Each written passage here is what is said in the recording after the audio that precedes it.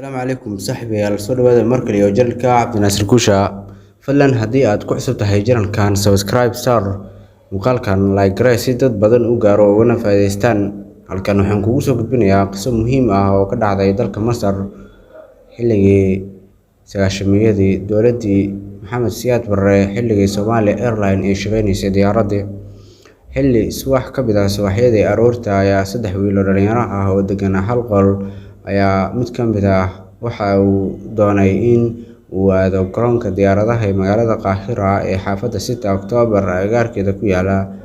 Haddaba markii uu garoonka aaday isaga oo ka indhindheynaya warbixin uu rabo inuu ka ogaado halkaas si xaaladda Soomaaliya uu la socdo qof ama Soomaaliya ka imaada si uu ugu wareysto ayaa waxa uu ku arkay gabar ka mid ah gabdhaha Soomaaliyeed oo halkaas ka soo degtay. Mid ka mid ah gabdhihii Soomaaliyeed oo halkaa ku arkay ayaa ahayd qof keli ah. Markii ay xog wareysteen waxay u sheegtay in aysan qofna ka aqoon dalkan Masar ay imaatay balse ay rabto in dalkan muddo yar kadib ay ka tagto. Kadib waxa uu soo kaxeeyay gurigii oo ay deganaayeen dhalinyaradii oo asaga uu ku jiray. Waxa uu dhalinyaradii u sheegay in gabadhani uu rabo inuu guriga dejiyo sidaas darteedna ay baneeyaan guriga. Dhalinyaradii ayuu kadib u sheegay arrintiina waa ay ku qanceen dhalinyaradii, laakiin dhalinyaradu waxay u haystay markii hore in gabadhu ay tahay gabar ay qaraabo yihiin wiilku, sidaas darteedna ay muhiim tahay in ay aad u soo dhaweeyaan ay aadna ugu farxeen markii hore. Laakiin markii dambe ayuu u sheegay in gabadhu ay tahay gabar Soomaaliyeed laakiin wax aqoon ah uusan u lahayn, sidaas darteedna uu u soo dhaweeyay.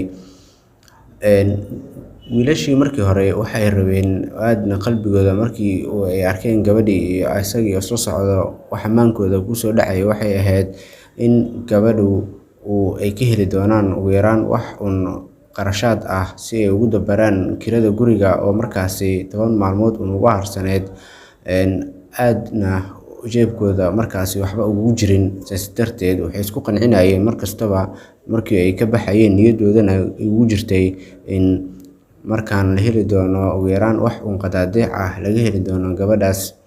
Laakiin markii dambe oo u sheegay wiilkii ayay aad u yaabeen, waxayna ku dhaheen ma ogtahay in 10 maalmood noo harsan tahay guriga, halkeed geenaysaa gabadhan? Waxa uu sheegay in gabadhuba iyadu ay tahay qof safar ah, waqtigaas intaan la gaarin baa laga yaabay inay baxdo, sidaas darteedna ay muhiim tahay inaan ku qanacno. Waxay ku qanceen dhalinyaradii ayagoo meel kale sii habeystay kuna sii noolaadeen intii maalmood. Laakiin wiilkii dhalinyarada ah ayaa gabadhii u imaatay telefoonada laga waco, sidaas darteedna ay halkaas ka wacatay walaalkeed oo markii horeba maqnaa iyada. Markii ay is heleen walaalkeed oo joogay dalka Talyaaniga ahaana qof jinsi ahaan muwalad ah ama qof dhalashada Talyaaniga haysto xagga hooyadana ka socday, sidaas darteed waxa uu ahaa qof aad iyo aad la fiiriyo aad ula dhacsan gabadha yar ee imaatay Masar. Laakiin muusan ogeyn asagu in gabadhu ay la joogto wiilal Soomaaliyeed. Markii uu garoonka ka soo degay isaga oo aad iyo aad u faraxsan ayuu gabadhii yiri waxaan ballan qaaday wixii igala dardaarmay xagga waalidka igala dardaarmeen, sidaas darteedna waxaan rabaa inaan oofiyo halkaana waxaan rabaa inaan ka kaxeeyo. Wiilashii dhalinyarada ahaa oo arkay markii uu weydiiyay ayay u sheegtay in wiilashan ay yihiin wiilal Soomaaliyeed ayna iga soo wadeen aniga oo wareersan xaalad adagna ku jiro oo maanta oo ay haleeli lahayd ay soo badbaadiyeen, sidaas darteedna ay keeneen halkan meeshii ay degnaayeen ay iga baxeen xataa ayagu meel kale ay raadsadeen. Sidaas darteed waxay ii sheegtay in wiilashani abaal weyn igu leeyihiin ay ku tiri walaalkeed ayaa ugu jawaabay muhiim waaye inaan u abaalgudno.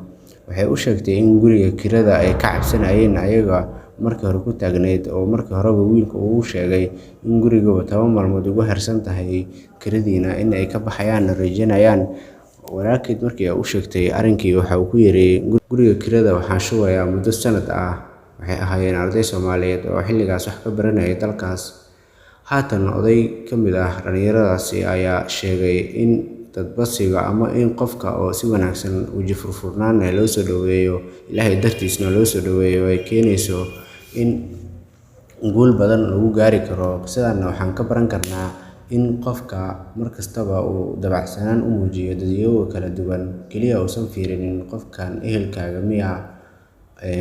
Islaamnimada iyo Soomaalinimada ayaa wax kasta ka weyn, sidaas darteed ayada ayaa ah midda na deeqda. Mahadsanidin.